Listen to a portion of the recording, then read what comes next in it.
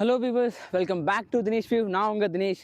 இன்னைக்கு நம்ம கூட 150cc one of the most underrated and the most refined engine தான் உங்களுக்காக இன்னைக்கு கொண்டு வந்திருக்கேன். And today we have Suzuki Gixxer SF 150 இன்னைக்கு நம்ம கூட இருக்குது.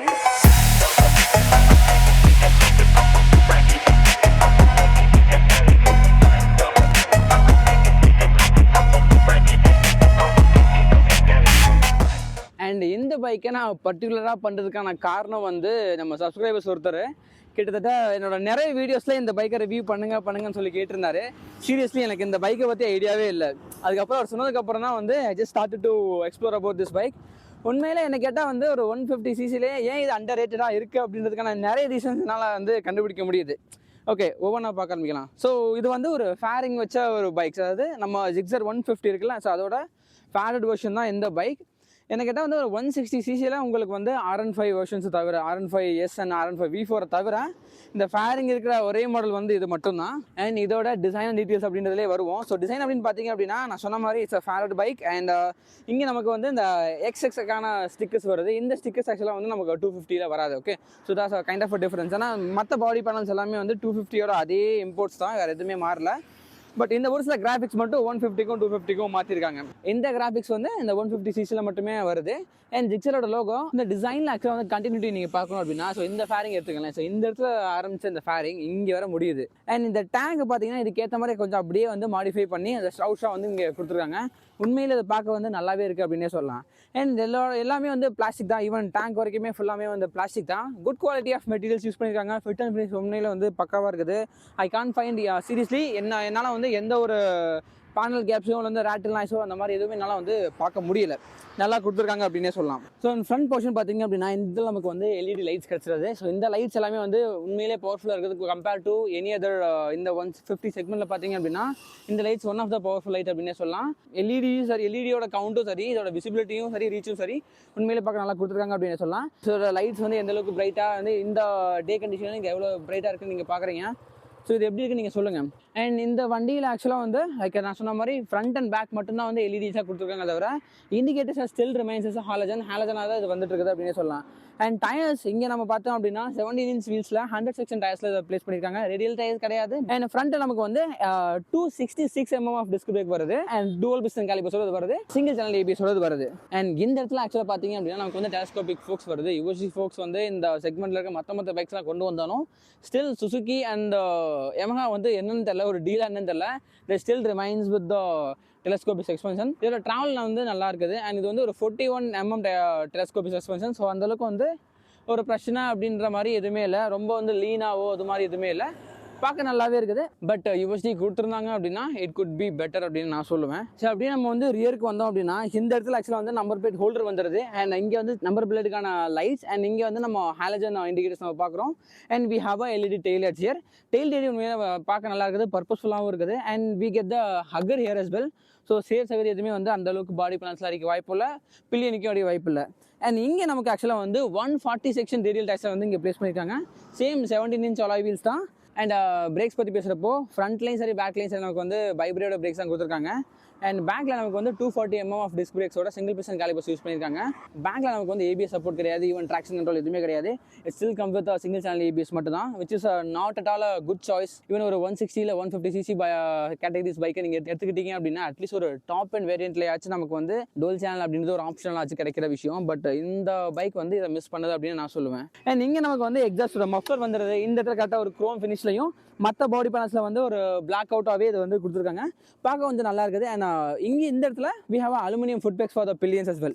And here we have a monoshock suspension. இது வந்து அட்ஜஸ்டபுள்லாம் கிடையாது. அண்ட் வந்து ரொம்ப வந்து பெட்டரான ட்ராவல் அப்படின்னு நான் சொல்ல மாட்டேன். ஐ ஃபீல் லைக் இது வந்து கொஞ்சம் ஸ்டிஃபாக தான் இருக்குது கம்பேர் டு த ஃப்ரண்ட். வந்து ரியரில் கொஞ்சம் ஸ்டிஃபாக தான் கொடுத்துருக்காங்க. மேபி நீங்கள் சோலோவாக ரைட் பண்ணுறப்போ வந்து you will get the kick backs. But if in case நீங்கள் பில்லியனை வச்சு நீங்கள் ரைட் பண்ணீங்க அப்படின்னா you won't feel that much. And the main and the most important thing வந்து இந்த பைக்கோட இந்த heart which is the engine. இது ஒரு 155cc air cooled 4-valve engine. It's comes with 5-speed gear box. Wet multiplates தான், நமக்கு வந்து slipper clutch எதுவுமே கிடையாது. இந்த இன்ஜினோட பெரிய விஷயமே வந்து இது ஆக்சுவலாக வந்து one of the most refined 150cc அப்படின்னு நான் சொல்லுவேன். டாப் ஸ்பீடில் கூட என்னால் வந்து மிரர்ஸ்லையும் சரி பாடி பேனல்ஸ்லையும் சரி என்னால் வந்து அந்தளவுக்கு வைப்ரேஷனை ஃபீல் பண்ணவே முடியல. அண்ட் இந்த இன்ஜினோட எக்ஸாஸ்ட் நோட் எப்படி இருக்குன்னு நீங்கள் கேளுங்க.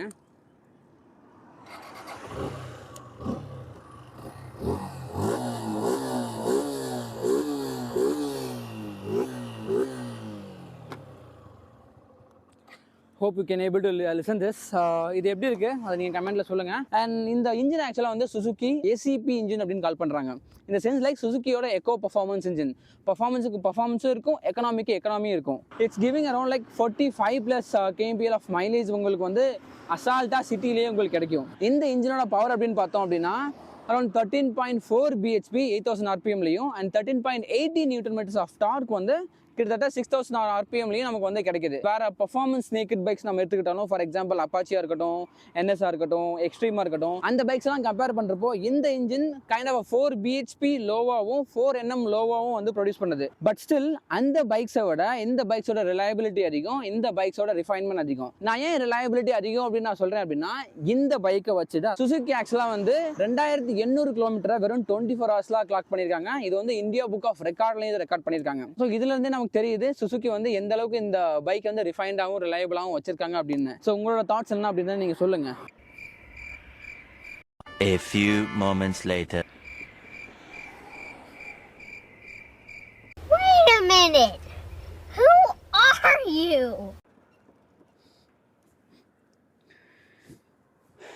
எனிவேஸ், அண்ட் இந்த 150cc பவர் பண்ணுறதுக்கு இந்த பைக்கில் ஆக்சுவலாக வந்து 12 liters ஃபியூல் டேங்க் கொடுத்துருக்காங்க. ஸோ இது வந்து ஒரு பிளாஸ்டிக்லாம் பில்ட் பண்ணியிருக்காங்க. ஸோ பில் குவாலிட்டி நான் சொன்ன மாதிரி பிளாஸ்டிக் பில்ஸ் எல்லாமே நல்லா தான் இருக்குது.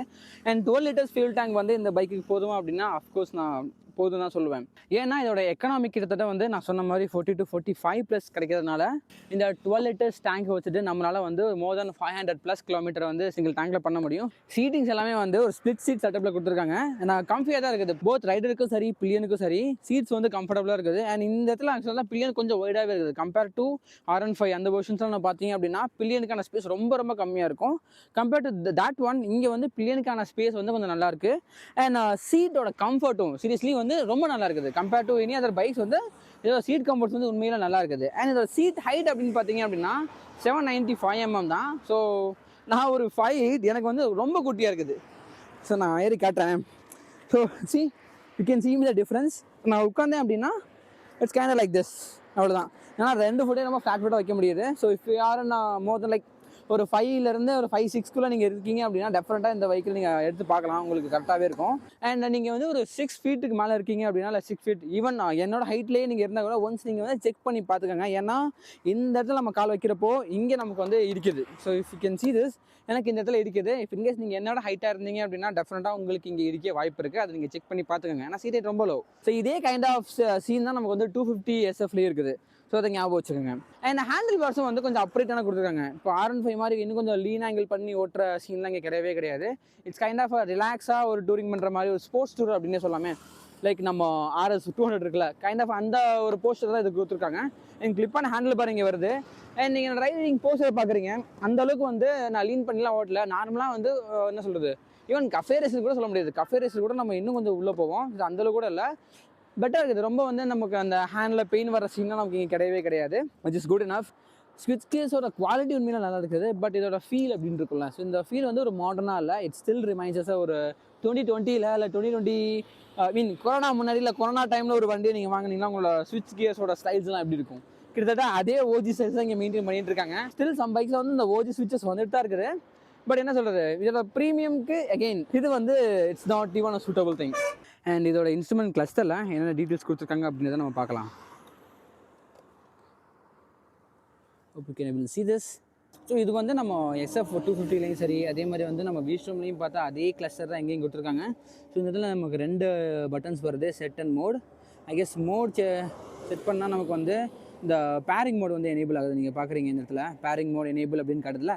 ஸோ விச் மீன்ஸ் நம்மளால இப்போ வந்து ப்ளூடூத் எனேபிளாக இருக்குது. We can connect our phone with this bike. And set நம்ம கிளிக் பண்ணுறப்போ ஐ கெஸ் இது கொஞ்சம் கிளங்கியாக இருக்குது. ஓகே, செட் கிளிக் பண்ணுறப்போ ட்ரிப் பி ஆவரேஜ் மைலேஜ் அந்த ட்ரிப்பில் எவ்வளோ கிடச்சிருக்கு அப்படின்றத வந்து நமக்கு இந்த இடத்துல காட்டுது. அண்ட் ஸ்பீடோமீட்டர், அப்புறம் வந்து RPM மீட்டர், ஃபியூல் கேஜ் இங்கே இருக்குது, நியூட்ரல் இண்டிகேட்டர்ஸ், அப்புறம் மெயின் கியர் இண்டிகேட்டர்ஸ் இங்கே இருக்குது.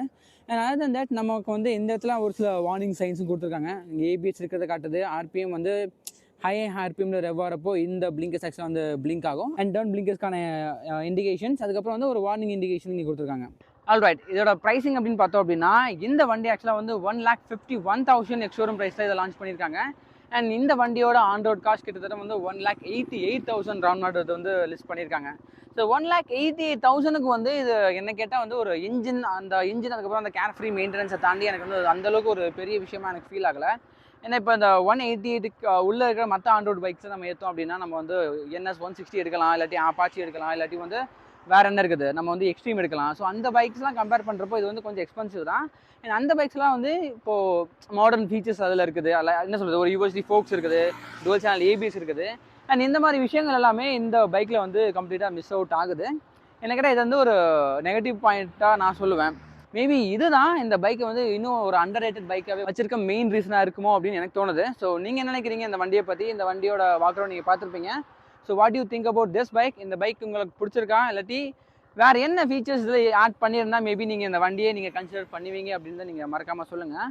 ஸோ நான் இந்த வண்டியை கன்சிடர் பண்ணுவேனா அப்படின்னா, இஃப் இன் கேஸ் நான் வந்து எனக்கு R15 போக விருப்பம் இல்லை, பட்ஜெட் கன்ஸ்ட்ரெயின்ட் இருக்குது, எனக்கு ஃபேரிங் வச்ச வண்டி தான் வேணும் அப்படின்னா மட்டும்தான் வந்து நான் இந்த வண்டியை ஒரு கன்சிடர் பண்ணுவேனே தவிர, there are lot of other options we have in the market. நமக்கு வந்து நேக்கட் வெர்ஷன் போயிட்டோம் அப்படின்னா நமக்கு வந்து எக்கச்சக்க பெட்டர் ஆப்ஷன் இருக்குது. ஸோ பார்க்குறேன், நீங்கள் சொல்லுங்கள் இந்த வண்டி உங்களுக்கு எப்படி படுது அப்படின்றத, உங்களோட கமெண்ட்ஸ் எல்லாம் என்ன ஃபீச்சர்ஸ் எல்லாம் ஆட் பண்ணியிருந்தா பெட்டராக இருந்திருக்கும் அப்படின்றத வந்து நீங்கள் சொல்லுங்கள். மேபி நம்ம ஒரு சுசுக்கிக்கு ஒரு ரெக்வஸ்ட்டாக கூட இந்த வீடியோ மூலயமா வைக்கலாம், இந்த ஃபீச்சர்ஸ்லாம் ஆட் பண்ணால் பெட்டராக இருக்கும் அப்படின்றத.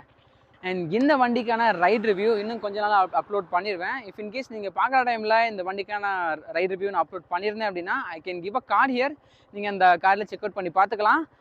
இல்லாட்டி அப்படின்னா just subscribe and wait for 1 or 2 days. டெஃபினட்டாக you will get this video. அண்ட் இந்த வண்டியை நமக்கு ஆஃபர் பண்ணது பன் சுசுகி ராம்நாத். அவங்களோட கான்டாக்ட் டீடைல்ஸ் எல்லாமே நான் வந்து ஸ்க்ரீன்லேயும் தரேன், டிஸ்கிரிப்ஷன்லேயும் போகிறேன். அண்ட் உங்களுக்கு எந்த வண்டி இல்லாட்டி இந்த SF 250 இல்லை V-Storm 250 எல்லாமே அங்கே டெஸ்ட் ட்ரைவுக்கு அவைலபிளாக இருக்குது. அது நீங்கள் பார்க்கணும், நீங்கள் டெஸ்ட் ட்ரைவ் பண்ணணும் அப்படின்னா மறக்காமல் வந்து அந்த ஷோரூமை விசிட் பண்ணி பாருங்கள். அண்ட் அவ்வளோதான் இந்த வீடியோ. உங்களை நான் ரைட் ரிவ்யூவில் சந்திக்கிறேன். அது வரை டாடா பாய் ஃப்ரம் தினேஷ்.